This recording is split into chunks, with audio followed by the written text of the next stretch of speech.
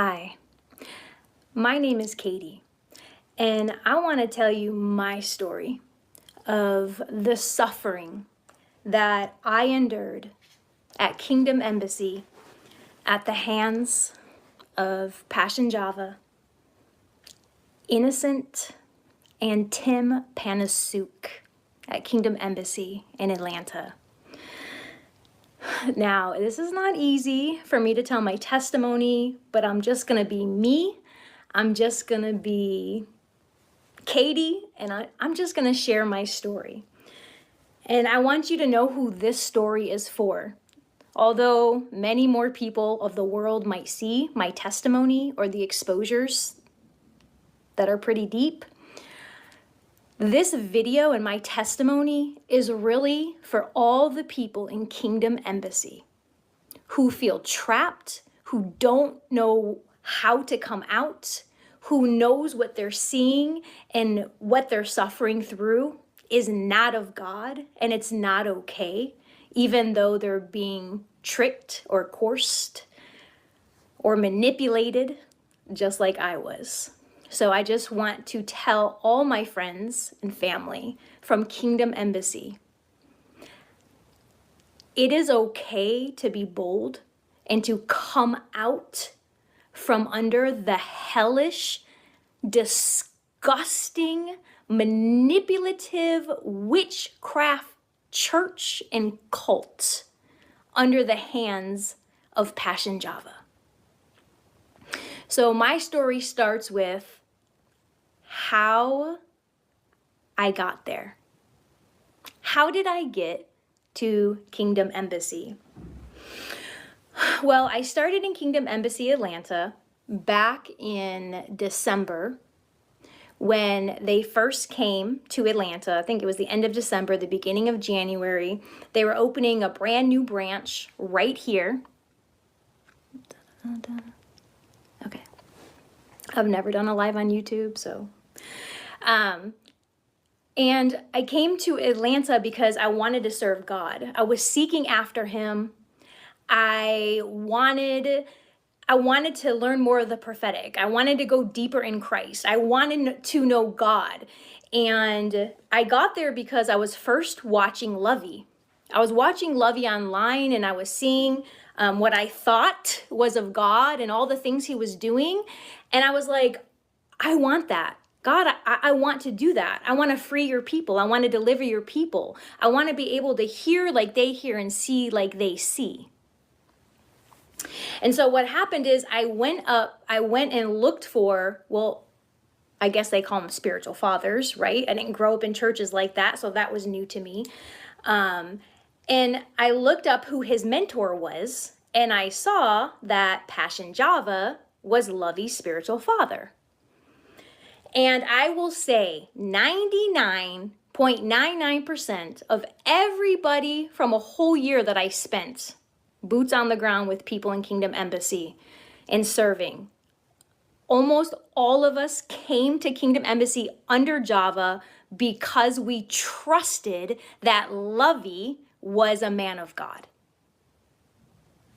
It was very rare to run into someone and they came to Kingdom Embassy because of Java. In fact, nobody really even knows who he is. Everyone only knows him because of Lovey. I'll digress from that. I'm gonna stay forward on my more to come later, I'm sure. And so I looked him up and then I saw Java was coming with this guy, Tim Panasyuk, and they were opening a church right here in Atlanta, Georgia. And I knew I was supposed to go and God was sending me to go serve. And so I went and I started serving, and within 2 months, I was already being asked to travel. So I think it was in February. I don't remember the date. It was the end of February. Java came to Kingdom Embassy Atlanta to do a conference. And at that time, I was working in the green room. And so I saw everything. I heard everything. And they were in there and Java said, hey, get that oil, Katie, and come over here. I'm going to anoint you. And so at that time, I didn't know anything about any of these people. And so, of course, he anointed me. He prayed over me, or what I thought he was doing was praying over me. And that week, I had a very horrible, lustful, disgusting dream that just makes me upset of Java coming into my dreams and violating me. And I was very perturbed. I was very upset. I was disgusted. And so I'm just thinking like, oh, the devil is a liar, blah, blah, blah. And this is what we do. This is what we do. Something happens and we kind of just toss it away. Especially in Kingdom Embassy. We're taught to do that. Push everything away and don't think about anything for yourself. And so how did I get to trust them? So I started spending a lot of time with Tim Panasyuk. Everyone thought I was either his wife or his sister. So we started doing everything together. He started bringing me to Zimbabwe. We started traveling to Africa and some other places, which we'll talk about in a second. And, you know, I'm with the man of God and he's doing all these things. And I'm thinking it's God the whole time because I'm chasing after God. And they're doing these things, so I think it's of God. But they would do weird things.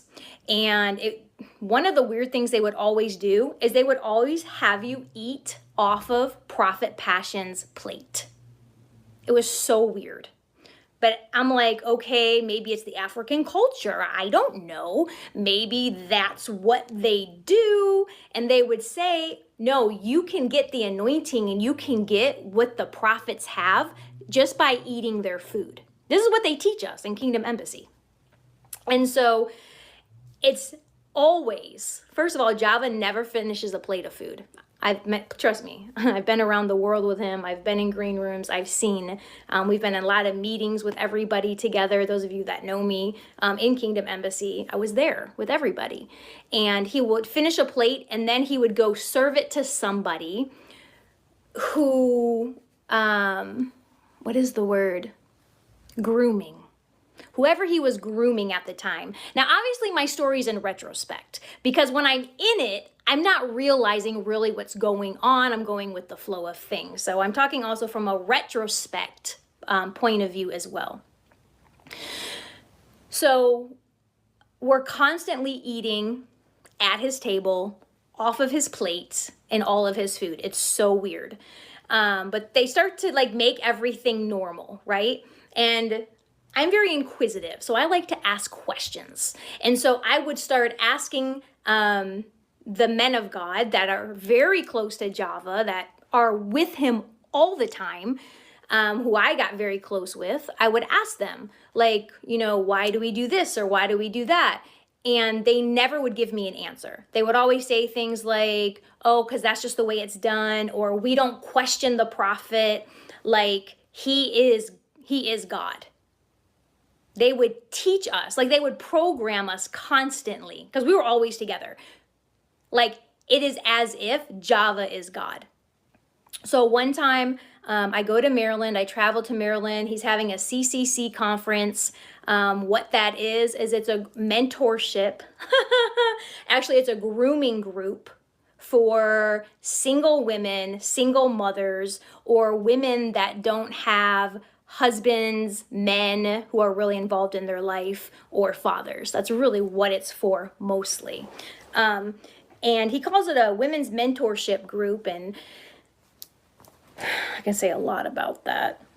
But we were there that weekend for that. And what he does is he says he trains up women in the prophetic, right? So we're all excited because we're chasing after God, thinking this guy's going to teach us what we're going after in our heart with the Lord. And just things started to get weird.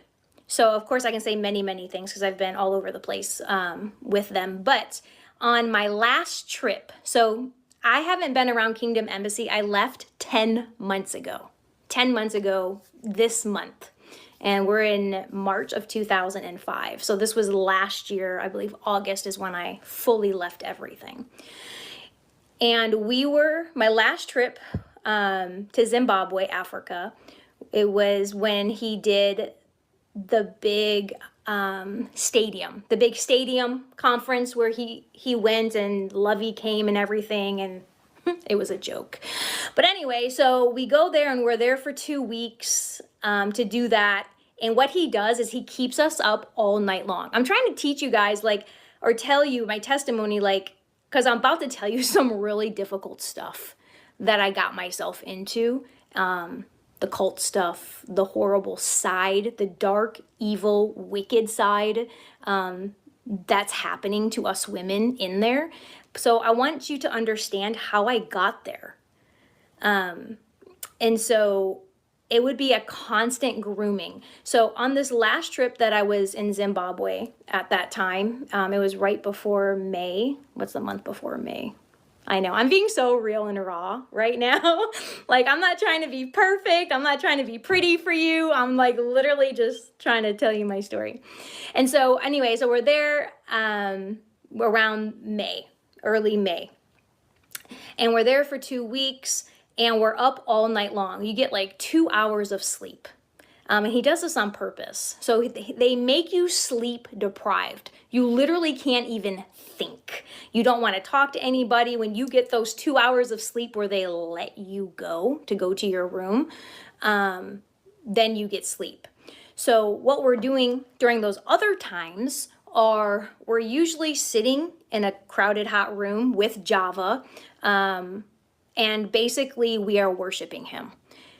We are giving him money. We're telling him how amazing he is, about how much we love the last thing that he taught. And he always makes you go around the room to, what did you learn from me that, that you really liked? Because he always loves to hear about himself. And so he says the name Jesus a whole lot, but he's only glorifies himself. And so, oh my gosh, I was just exhausted. I was tired. And on this trip, it was weird, like never before. Now, I had been with them since January, right? January, February, March, April, May. So 4 or 5 months in, like I'm with them all the time. And now it got weirder. Did you know there are 2 basic reasons that people struggle to keep a Bible habit? They don't have time and they don't understand.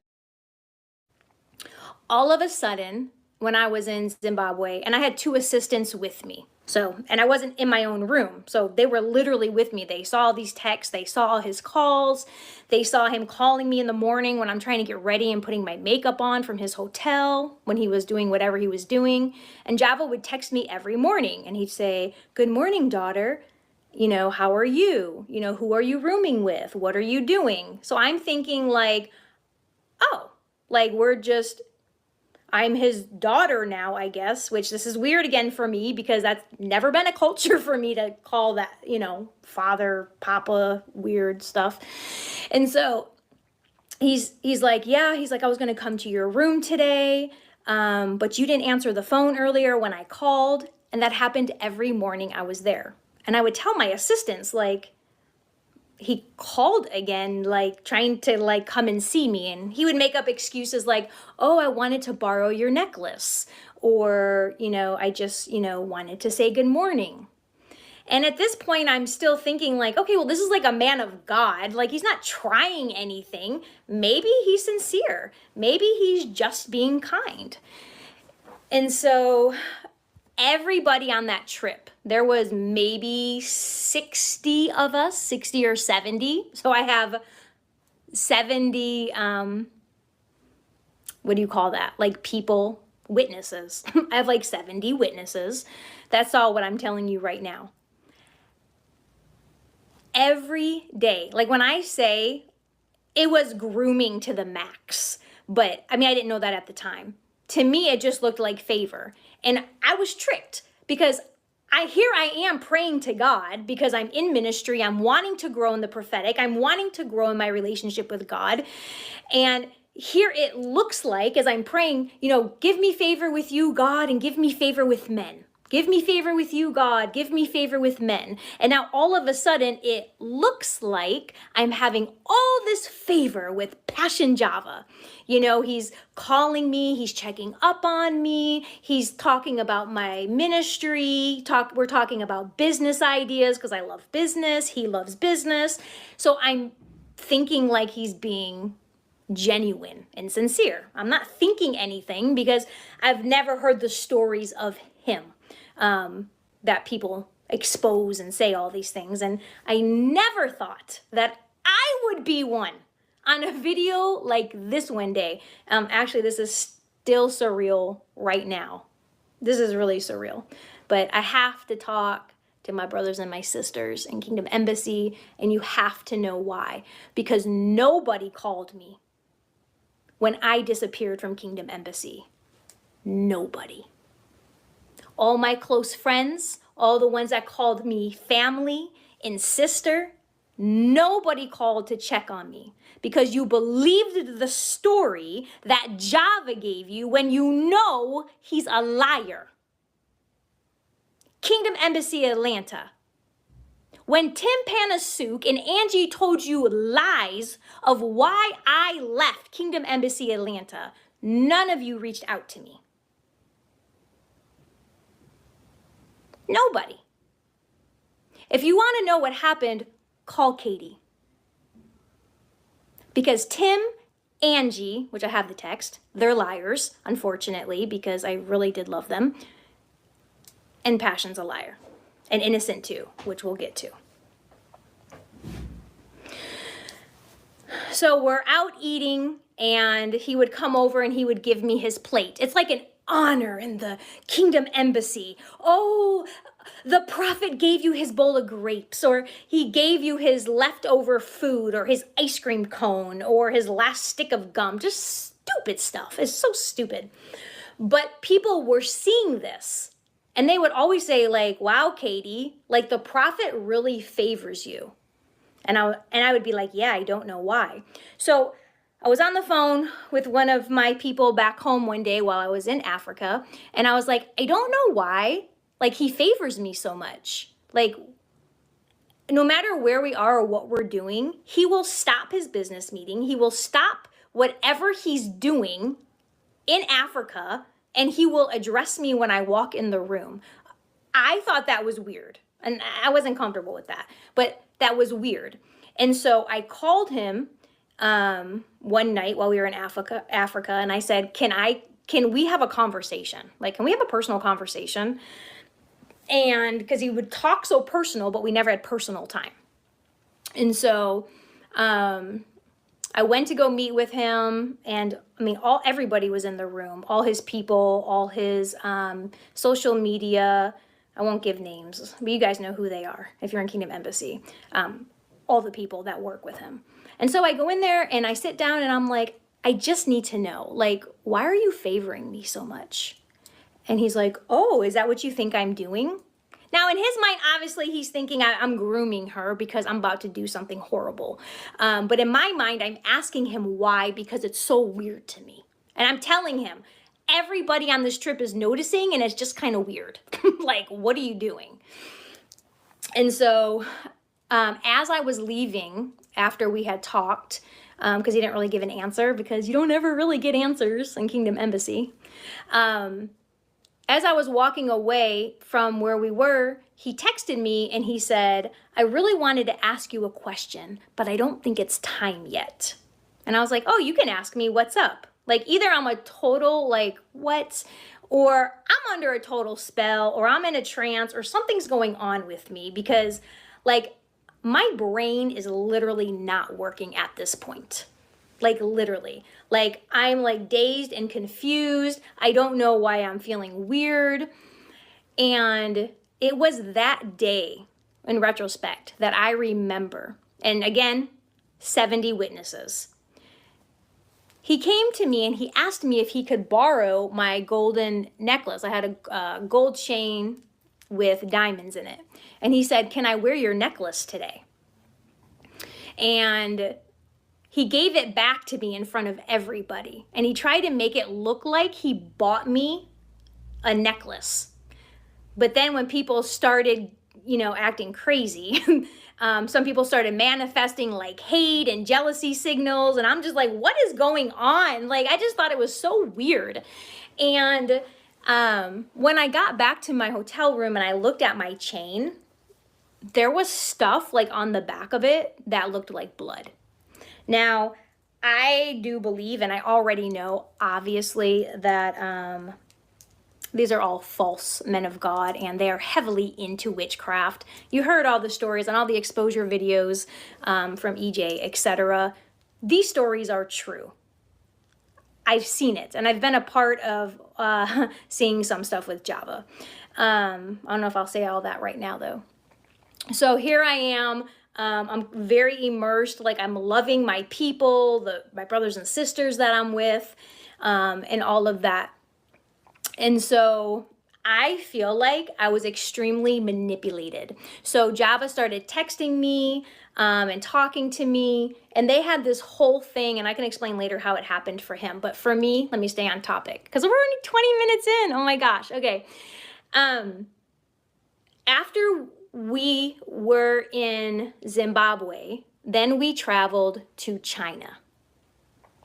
And it was supposed to be, well, again, this is what I was told from him, so I don't know what's true and what's not true. I'm just telling you what I was told.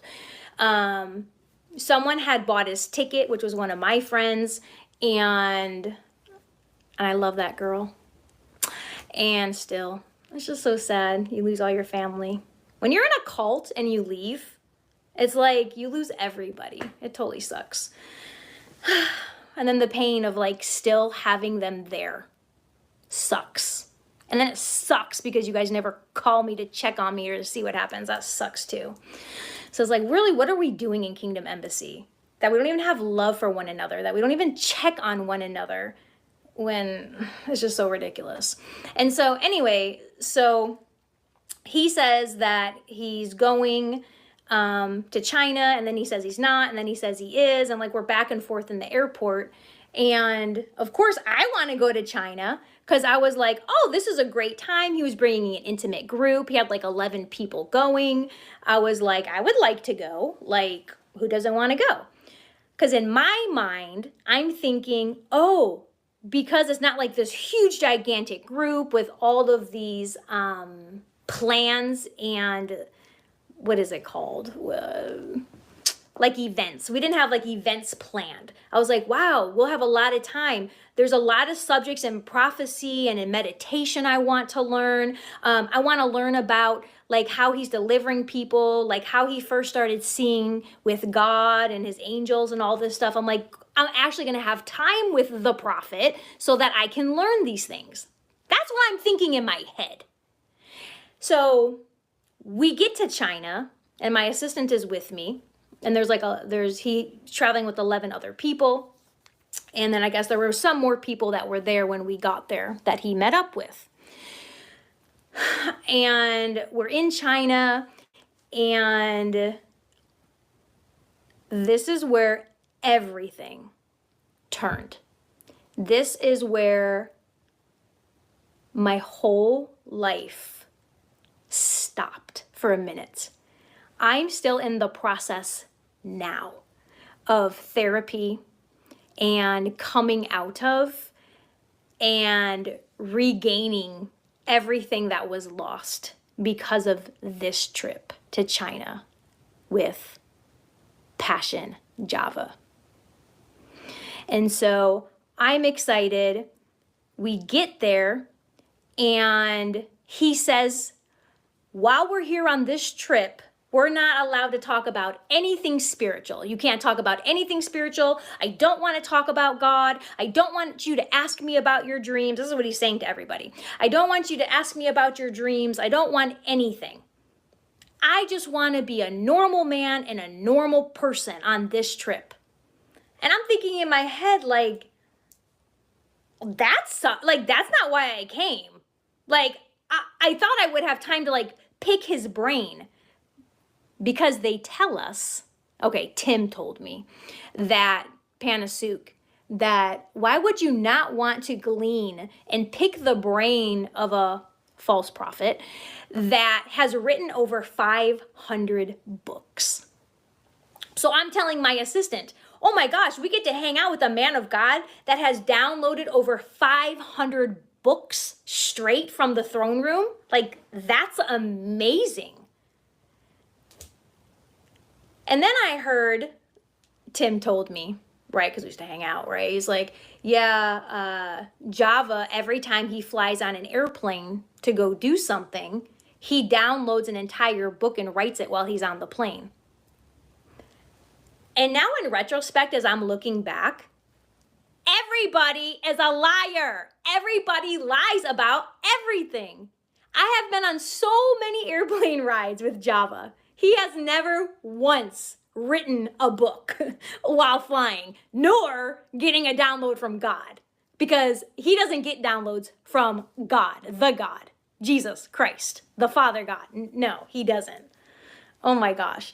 And so here I am believing all of these lies. You have to know where my mind is. I'm believing all this stuff that I was told. So here we are. And so he flies in, he gets in, and he tells me and my assistant, like, hey, you know, I didn't bring any of my assistants with me. Like, do you think that, you know, you and your assistant could like come unpack my stuff, come and help me or whatever? And I'm like, yeah, sure, that's cool. Like, I know his assistants personally. Like, I know them. I love them at this time. I mean, I still love them, but you know, I don't know what you guys are doing now. But I'm like, okay, yeah, I mean, that makes total sense, right? So we go up there and I go into his room, and he tells my assistant to leave the room. She had to go get something or something.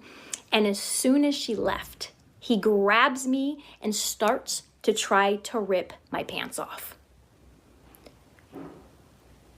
And like, I'm so confused. And I'm holding my pants and I'm like, no, no, no, no, no, no, no. And he's like, I thought you wanted me. I was like, no, no, no, I don't. What? I'm like, you're my spiritual father. Like, no. And he's like, oh, well, I thought I got mixed signals. So now he's messing with my head. I'm like, I don't know what is going on. I'm like, I'm in a happy relationship. Like, I don't know what you were ever thinking, you know, and he tries to make it your fault. The reason why I'm telling this story is because there's so many of you women. I know you personally. I would never say your names publicly, but you know that I know you personally. And I know that you have been abused and used by Passion Java. And I know that there's some of you in Atlanta, Georgia, that have been used and sexually abused by Tim. Unfortunately.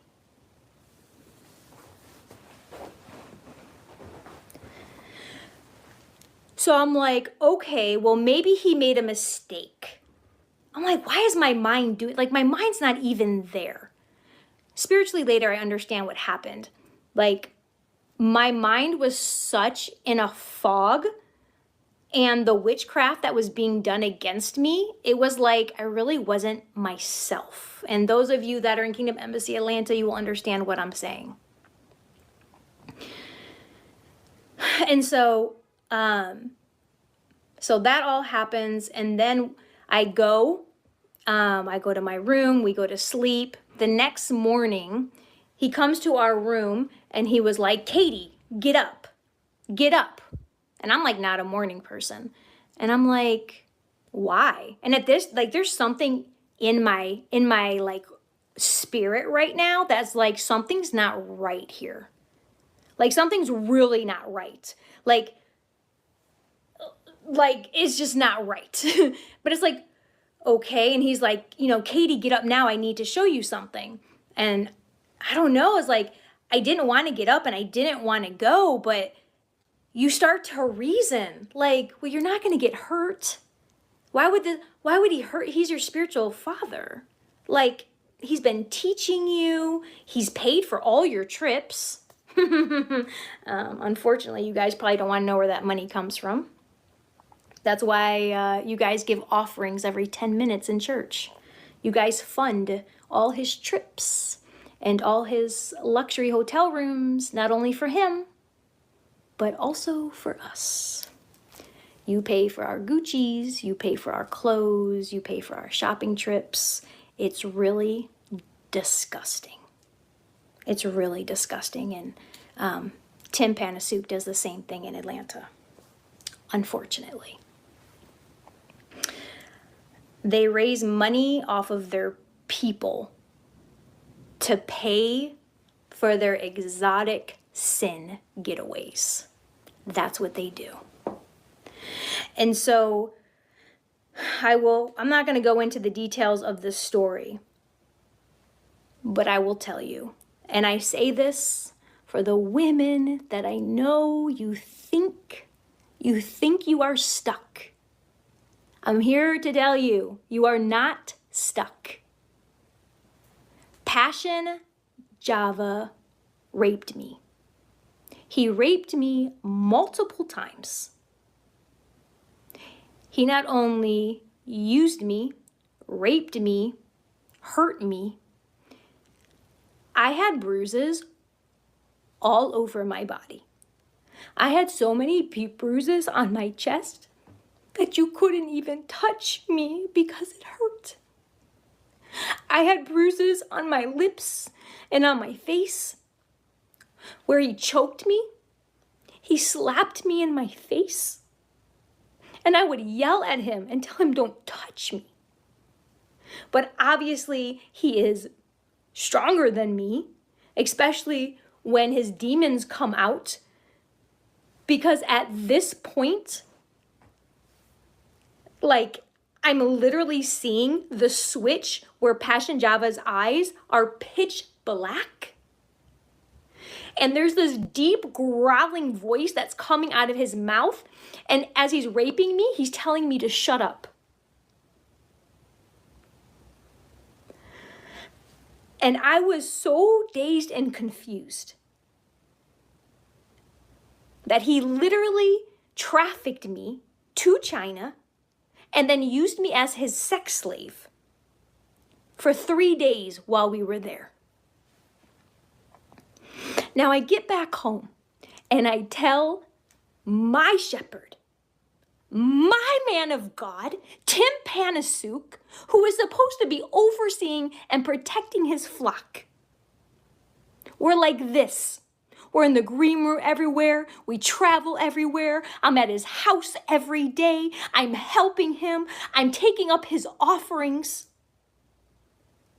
And I go to him and I tell him, your father raped me. And he abused me. And he hurt me. And you know what he said?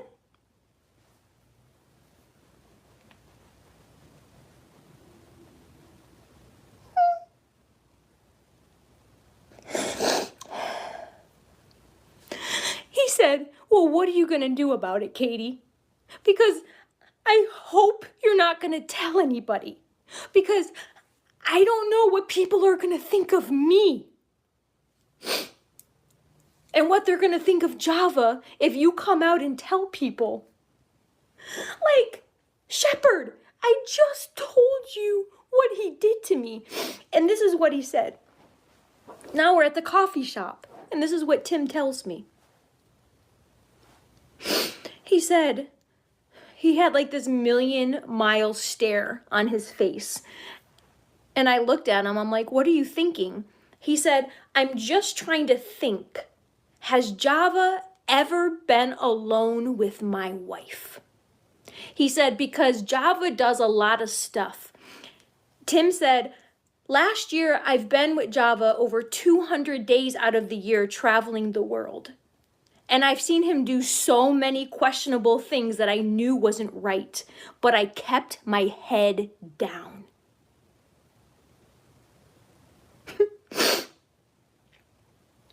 So I get it now. Okay, so you men of God and women of God at Kingdom Embassy, you keep your head down when you know Java is hurting people. So after that, obviously, I should have brought Kleenex. After that, so I go home. I am full of demons. Like, I am not myself. I'm not talking myself. I have a teaching ministry. I'm not teaching myself like who I am and like what I believe. Like, I'm teaching occultish stuff. I'm saying horrible stuff. I'm hurting people. And like, I could see myself doing it, but it's like I couldn't stop myself. It was the weirdest thing. It was like I'm out of my body and like I really wasn't in it, but it was taken over by another entity, which later obviously I found out it was. And so after that time in China, I came back and after that I go to Maryland. And I go to Maryland like a week or two after this trip. Maybe it was like the week of. I don't even remember. And like, again, I'm out of my mind. And to me, I was like, oh my gosh, like I just cheated on my fiance. At that time, he was my fiance, now my husband. And I was like, oh my gosh, like I'm thinking it's my fault. And if you've ever been sexually hurt or sexually abused or something happened to you, like it's the weirdest thing. Like you think it's your fault. Now in retrospect, that sounds so stupid to me. But at that time, I thought it was. So I kept this actually a secret, even from my fiance or anybody. I told nobody for a month and a half. It wasn't until, this is how I found out what actually happened and where things started to heal for me, is I called this guy who was a counselor that I knew because I was a chaplain for first responders, so for police, fire, and 911. So I understand the signs of stress and abuse and things, and I was experiencing those. And so I called this guy who was a counselor, and he said, Katie, did you ever think maybe like you were sexually abused or you were raped? And I said, no, I never considered that was rape. He said, but you just told me the whole story. I told him in detail everything. That was the first time I told anybody. And I told him in detail everything he said, everything he did, everything I said, everything I did. And he said to me, he said, if you went to the police right now and you told them what happened to you, they would say you were raped. Because I said no. I want to know part of it. I screamed no the entire time, every time. I mean, why would you have to abuse me and hit me? Because I didn't want it. I digress because I'm going to get very upset about that right now. Okay. This is not easy for me. I really hope that my story helps the women that I know and the women that I don't know in Kingdom Embassy. This story is for you. So we get back and I'm in Java's office. I think Lovey was there, Innocent was there, and then my people, my two assistants, my daughter, and then I had another person there. And the whole time Java's like, hey, I need to borrow your assistant and your daughter. He again was tricking me. He was like, I'm gonna train them up to be better assistants for you. We're just gonna go away for 3 days. I think it was Maggie's daughter's conference or something. He said, we're just gonna go to the conference and then we're gonna come right back. Everybody knows that Java does not go on a trip and then just come right back, but I believed him. He ended up keeping them for like 3 weeks. That's a whole nother story. I can explain later. So the whole time he keeps asking me in front of everybody, like, let me take your daughter and assistant. Let me take your daughter and assistant. This is after what happened to me in China. This is really hard to say. And I said, no, no, no, no. And they would say like, well, why can't we go? Why can't we go? And I'm like, no, you cannot go. Because I hadn't told anyone at this time. And at this time, I didn't know that I was raped. I just thought like something really bad happened. Again, I was out of my mind. And Those that know what I'm saying. And so Innocent, here he comes. Non-innocent calls me over and he's like, hey, Katie. He's like, I hear you keep telling Java no every time he wants to take your assistant and your daughter, who's underage, by the way, to go to California. He said, he's just testing you. Oh my God. I am so sick of Kingdom Embassy and Java and Tim and everybody. They play this stupid manipulative witchcraft game that they always say, oh, we're just testing you. He's just testing you. Oh, give him what he wants. He's just testing you. That is bull crap, and that is cult. Kingdom Embassy people, that is cult. That is manipulation and grooming at the highest degree. We missed it. And so he's like, oh yeah, I'm going to give you my platform and I'm going to give you this and that. And honestly, I don't care about all that stuff. They try to make it like I wanted power and money and I was jealous and all this stuff. Dude, I already had a ministry. In fact, the reason why Kingdom Embassy Atlanta got filled up in the beginning is because I brought all my people. That's actually how they noticed me. Because I was bringing so many people. It was filling up half of the church. So I had already traveled the world. I'd already preached internationally. So I wasn't trying to gain power. I wasn't trying to gain some type of riches or things from him. I don't care about all of that. I was trying to chase after God to learn more about the prophetic so I could serve the Lord. And instead I found a cult. And I found men who claimed to be men of God who were not. Trust me, I have suffered my consequences. Trust me. And I have to say, and I want to publicly, to the ends of the earth, I want to publicly repent for all of my involvement with Kingdom Embassy. I want to repent publicly for all of the evil, wicked, dark nonsense that I had learned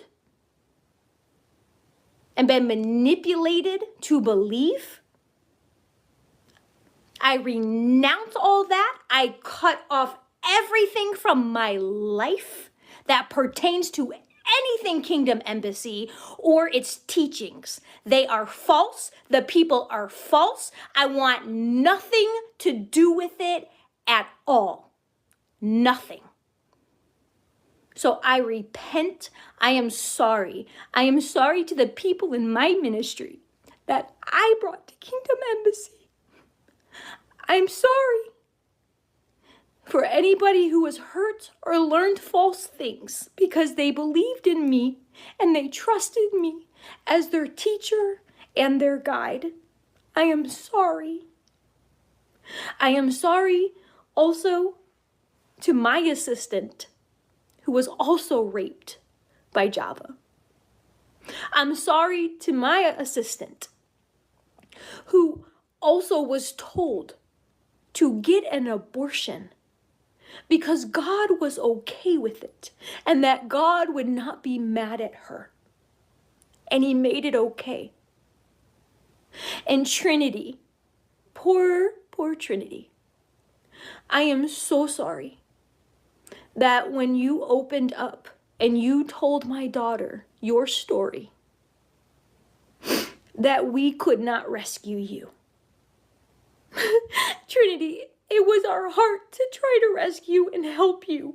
I'm sorry that the people at Revelation Church and Lovey, who knows that you have been raped, that you have been impregnated, and that you had an abortion at the hands of Java in his own home when you lived there because your mom allowed you to live with that evil man. I'm not blaming anybody. I'm just saying I am so sorry. Trinity, I know you were best friends with my daughter, and she loves you very much. And I just want you to know that if nobody else will have you, if nobody else will believe in you or believe your story because Java is trying to tell everyone that you're crazy and that your mom's crazy, You will always have a place with us. And that goes for all my friends in Kingdom Embassy. If you need help, if you want to start your healing process and just have the strength to come out,